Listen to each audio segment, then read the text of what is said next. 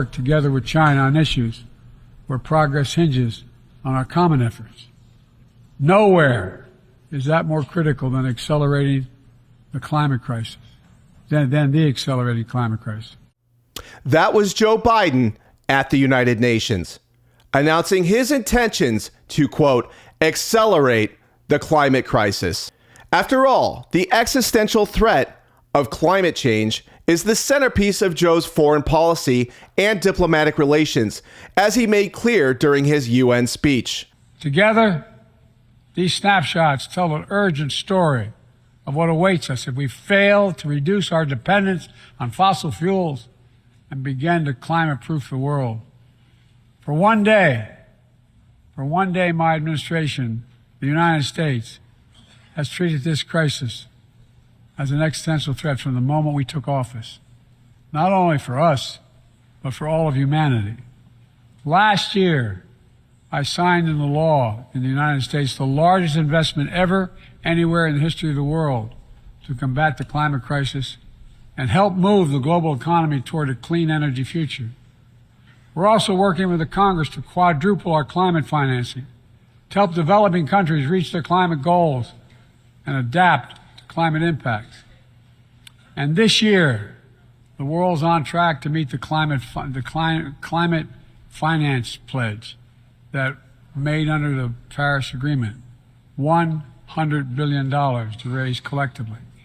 But we need more investment from public and private sector alike, especially in places that have contributed so little to global emissions, but face some of the worst effects of climate change. But Joe Biden's own climate envoy, John Kerry, admitted in January 2021 that we could go to net zero tomorrow, and it still wouldn't make a bit of difference. But we have a big agenda in front of us on a global basis. And President Biden is deeply committed, totally seized by this issue, as you can tell by this executive order and by the other, the initiative of getting back into Paris immediately. That's why he rejoined the Paris Agreement so quickly, because he knows it is urgent. He also knows that Paris alone is not enough, not when almost 90% of all of the planet's emissions, global emissions, come from outside of U.S. borders. We could go to zero tomorrow, and the problem isn't solved. So that's why today, 1 week into the job, President Biden will sign this additional executive set of orders to help move us down the road, ensuring that ambitious climate action is global in scope and scale, as well as national here at home.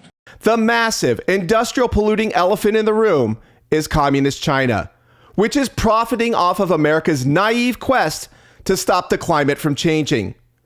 Representative Michael McCall of Texas, in a confrontational hearing in July, took Kerry to task over China claiming to be a developing nation and rigging the system for America and Europe to undermine their own economies and energy independence. The country, the world's largest carbon emitter, has argued that it is still a developing economy and should not be held to the same standards as developed countries in reducing carbon emissions. My question, sir, is very simple and very straightforward, and I hope you will give me a good answer to this one. How in the world can the second largest economy maintain to you and the rest of the world with a straight face that they are a developing nation, giving them preferential treatment, not only to fund their Belt and Road, but to get this special designation to not comply with an agreement we have to comply with sooner, but in their interpretation, not until 2060. The American people understand fairness. And honestly, sir, they do not see this as fair. I can't disagree with that. They do not see it as fair. But why should we be surprised that Biden is giving lame excuses for Communist China, which is reaping the rewards of the West's suicidal net zero crusade? After all, the CCP effectively gave Joe Biden's son millions of dollars, and it exports solar panels and electric car batteries and rare earth minerals, all while the U.S. sets impossible carbon emissions targets. And it hampers its oil and gas development, and it still is not aggressively pursuing carbon zero nuclear energy. Kerry, after all, is no stranger to double standards, having ridden numerous times on private jets.